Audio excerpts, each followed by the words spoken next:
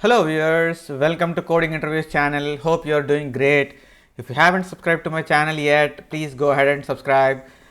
I have created bunch of playlists to cover various categories of problems such as breadth first search, depth first search, binary search, dynamic programming, greedy method and so on. You will also find several playlists to cover basic data structures such as stacks, queues, linked lists, trees and so on. I have uploaded the code for this particular problem to the GitHub repository. You can get the link from the description section of this video. Let's jump into today's problem. Random pick with weight. Given an array W of positive integers where W of I describes the weight of index I, write a function pick index which randomly picks an index in proportion to its weight. So basically we are given with a set of integers. Basically they are all positive integers, and those integers denote the weight of the particular index, right? So those integers denote the weight of the particular index, and we are asked to design a method pick index which randomly picks the index in proportion to its weight.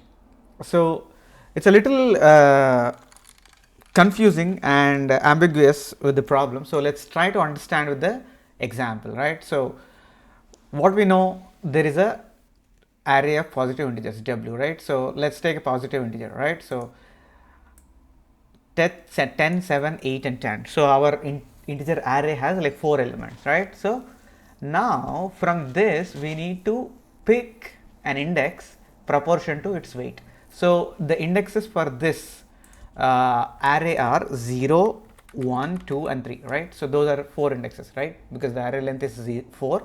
In C#, the indexes range from 0 to n minus 1, basically, where n is the length. So in this case, n is equal to 4, 0 to 3, right? So those are the indexes. So now when we pick index, right? So we need to pick either 0, 1 or 2 or 3, right? But while picking, you need to pick in proportion to its weight, right? So you need to pick in proportion to the weight, right? So now, how can we do that? So let's say we do the sum, right? So 10 plus 7 plus 8 plus 10, that total come to 35, right? So that means if there were like 35 calls, so in order to understand better, right, I am just saying, okay, the sum is 35, right? The sum is 35, the total is 35, right? So what I'm going to say is, if there were 35 calls, let's say if there were 35 calls for the random, right? So the calls for pick index, right? Pick index 35 calls, right? So out of those 35 calls, 10 of them should return index 0, 7 of them should return index 1, 8 of them should return index 2, 10 of them should return index 3. Why? Because that is what the weight, right? So the weight for index 0 is 10, the weight for index 3 is 10, right? The weight for index 2 is 8. That means approximately, I mean, these are the approximate counts, right? So 10 of them should return 0, right? Because weight of 0 is 10 if there are only 35 calls, right? So this is the generalization of this problem. So if there are that many calls, then you should return how much ever the weight of the index, right? That many calls, right? So in this particular examples, it happened to be that sum is 35 and 10 of them should return 0, 10 of them should return 3, 7 of them 1, 8 of them 2, right? So that's the basic understanding. Now let's develop from that basic understanding into an algorithm, right? So now what we are going to do is, so now we said, okay, there is a sum is 35. We can easily calculate the sum given an array, right? So now what we are going to do is, we will generate a random number from 0 to 35, okay? Or in some languages it is 1 to 35, okay? But yeah, 0 to 35 I would say, right? So we are going to generate a random number between 0 to 35, right? So now let's say the number is 20, okay? Let's say the number is 20. So now we need to fit this number 20 into this array, right? So that's what our task is. If the number is 20, which is the index that we want to return from 0, 1, 2, 3? The corresponding integers are 10, 7, 8 and 10, right? So now what we are going to do is, one way to do it is, we will keep on adding the numbers till we are greater than or equal to 20, right? Till we are greater than or equal to 20, we keep on adding, right? So initially we start with 10. Is 10 greater than or equal to 20? No. Next, 10 plus 7. Is 17 greater than or equal to 20? No. 17 plus 8, 25. Is 25 greater than or equal to 20? Yes. 25 is greater than or equal to 20. That means we will be returning the index 2 for 20 random. That make clear? Let's go like one more time, right? So let's go one more time. So now we generate a random number, right? Random is equal to 27, right? I just pick the number. Random is equal to 27. So now we go through the first index. What is 10? Is 10 greater than or equal to 27? No. So now 10 plus 7. Is 17 greater than or equal to 27? No. 10 plus 7 plus 8. That means 25. Is 25 greater than or equal to 27? No. 10 plus 7 plus 8 plus 10 is greater than or equal, that means is 35 basically. Is 35 greater than or equal to 27? Yes. So that means return 3, right? Index 3. So that's the approach that we are going to do. But for each call, for each pick index call, we keep on doing this addition, right? Till this condition gets satisfied. So whatever the cumulative sum is greater than or equal to random number, right? So that's what we are saying. So that is when this is a stopping condition, right? Stopping condition, right? So we tend to do all this summation for every pick index call, right? So that means if the length of the array is n, right? So if the length of the array is n is length of array, input array basically. So this is our input array, right? So length of the array is n. That means each pick index call is going to take order of n, right? Each pick index call, right? Right? So is there a way that we can improve? Yes, that's what we are going to look in. So there is a better approach. So better approach is possible. Instead of building or the summing up for every call, we sum up once. Okay, we sum up once, right? So I already summed up and I have the results here. So 10 is a summation until just the first element. 17, that is a summation until the first two, right? 0 and 1 indexes, 17. So if you add these three, it will be 25. That's what I have, 25. If you add all four, it will be 35. So this will be our cumulative sum array. Okay, cumulative sum array. So now let's go through this example again. 20. If you closely observe, right, this array, this is in the ascending order, right? This is in ascending order or sorted order, we can say, right? It is in sorted order. So for a given number, if you want to search in a sorted order, is there a way better than order of n? Yes, there is a better way, which is called binary search, right? So in a sorted array, if you are given with a target, can you search in a better than order of n time complexity? Yes, we can search better using binary search, right? So now let's try to search 20 in this array with binary search. But by looking at it, is there 20? No. So the straightforward binary search is not going to work for us, right? So because we are playing with the ranges here, right? So what we said is when we got the random number as 20, we want to return the index 2, right?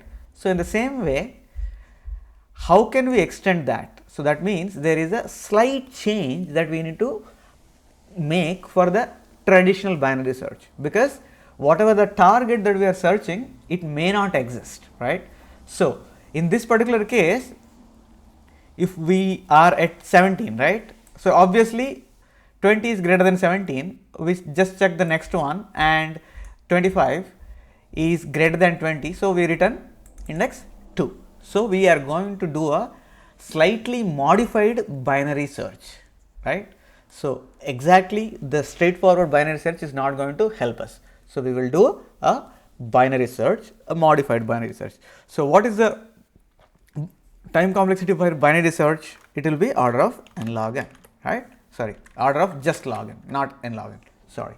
So we are able to get the time complexity for pick random index from order of n to log n. So you can try these two solutions basically. Doing this one, like doing the cumulative sum and stop wherever the cumulative sum becomes greater than the random number. That is one way, right? So that's what we discussed. And the better approach is store the cumulative sum in the array and go through the array with the process of binary search.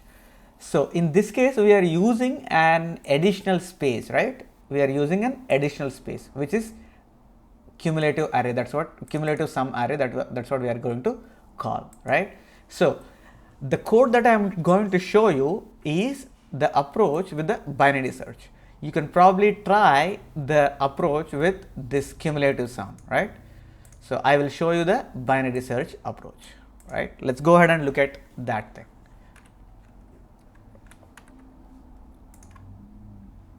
Now, sum and cumulative sum. So sum is the global sum that I will keep track, and cumulative sum is the array. That's what we said, right? So in the binary search, we are going to have a cumulative sum array, right? So now what we are going to do is, we are given with, the constructor is passed with one integer array. So we initialize the random, we initialize the cumulative sum, which is equal to the length of the input array, and then initialize the sum, right? This is all initialization. So once you initialize all these three things, then what you are going to do is fill up the cumulative sum array. So just like we filled up here, right? 10, 7, 17, 25, 35. That is what this for loop is going to do for us. So cumulative sum will have this one array, the content of the cumulative array. So now when we pick index, what we are going to do is, we are generating a random number between the 0 and sum. What is the sum in the previous case? 35. So 0 and 35, I am generating a random number. I am calling that as a target. So now we are going to search for that target in this array, in the cumulative sum array. So this is a traditional binary search with a modification. So we'll see what is that modification is also. So binary search, we are passed with a start, end and a target. So the cumulative sum array is, we don't need to pass, it is just because I declared it globally, right? And if at all start is equal to end, we just return the whatever start or end, it doesn't matter, right? So just return. But otherwise, take the midpoint. So that's what, right? So in the binary search, we are going to split the search space into half every time, right? So that's why we get order of log n time complexity. So that's the reason why we are calculating the midpoint. We are calculating the midpoint. If the mid is equal to target, right? Then what we are going to say is, okay, we are at some index, but that index we are not going to return, because it is going to fall after it, right? That's the reason why we will say, okay, return mid plus 1, right? So if it is a target, then we return mid plus 1. If it is less than the target, what we are going to do is, we search on the right side. So right side means the start will be mid plus 1, right? The start will be mid plus 1. Otherwise, we search on the left, start and mid target. So that is the simple modification for the binary search. So even with the modification, it is going to take the same amount of time. So with that, what we are going to do is, okay, we will be able to solve the problem of pick index, and each call to the pick index will be equal to the time which is taken by the binary search for the target. So here the randomness we are getting from the random function. So there is an inbuilt class in C#, so we will be able to use that randomness by the random function. That's why we are not adding any randomness here, right? So that's one good thing about it. So once we have the random number, all we are trying to do is try to fit or try to find that target in the given cumulative sum array. So whatever the array that we are searching, it is not the given W array, but it is a cumulative array. So that is the trick here. So if you are able to search in the cumulative array, and if you are able to find it, then that's the index that we are going to return, right? So it will just fall similar to the concept that we started with, right? So if there were 35 calls, 10 of them should return 0, 7 of them should return 1, 8 of them should return 2, 10 of them should return 3, right? So that means if this random number between 0 and I'm calling sum as 35, right? So this should be giving us equal probability random numbers. That means if you were to say like 100 times this random function is executed, right? So out of 100 there is a distribution of x number of 0, y number of 1s, z number of 2s, k number of 3s, something like that, right? So the distribution will be equal to the weights of the array with this particular algorithm. So the weights concept will be achieved by the binary search, right? So let's go ahead and look at the time complexity, right? So here we will have two methods, right? So there is a constructor and there is a pick index, right? So we have been talking about the complexity of pick index so long, right? So let's look at the solution, right? So the constructor time complexity and pick index complexity, right? So constructor, so what is the time complexity of constructor? Let's say the input length, the length of the array is n, right? Length of array is n. So we are here initializing them, and then what we are doing is just getting the cumulative sum. So cumulative sum will take also order of n. That means the constructor is going to take the order of n. So pick index. So pick index, we will generate the random number and then do a binary search. That said, binary search we said it is going to take order of n, order of log n, right? So here we need to give the time complexities differently for different methods, right? One is for the constructor and one is for the pick index method. So we are not exclusively giving for this binary search because binary search is being called by the pick index method. So that's why we are just giving the time complexity for pick index. Pick index will take order of log n and constructor is going to take order of n. So let's go ahead and look at the space complexity, right? So space complexity, since we have declared the space globally, right? So this is not specific to the constructor or binary search or pick index. So we will talk about the space complexity, global space complexity, okay? Global space. Because the constructor and pick index for the time complexity, they have to be talked individually, but the space is being shared by both, right? The constructor as well as the binary search or pick index method. That's why we are talking about the global space complexity, right? So now, so sum, this is just a single variable, so we can take that as constant. And then cumulative sum. What is the cumulative sum length? It is equal to the length of the array. So that means globally we are using order of n space, right? So we said length of the array is n. So cumulative also will have order of n only, right? Because that many elements we are adding it up and storing them in their corresponding indexes, right? So if you look at this, right? So our original array was 10, 7, 8 and 10, right? So the cumulative sum or array's length is also equal to n. That's the reason why we will say the global space complexity will be order of n. So time complexity is different for different methods, but space we are using across the board, that's why it is same, right? So if you have any further questions, please post them in the comment section below this video. I will get back to you as soon as I can. I have posted the code to the GitHub repository. You can find the link in the description section of this video. If you haven't subscribed to my channel yet, please go ahead and subscribe and share among your friends. Please click on the bell icon so that you will be notified about all my future videos. Thank you for watching. I will be back with another problem very soon. Till then, stay safe. Goodbye.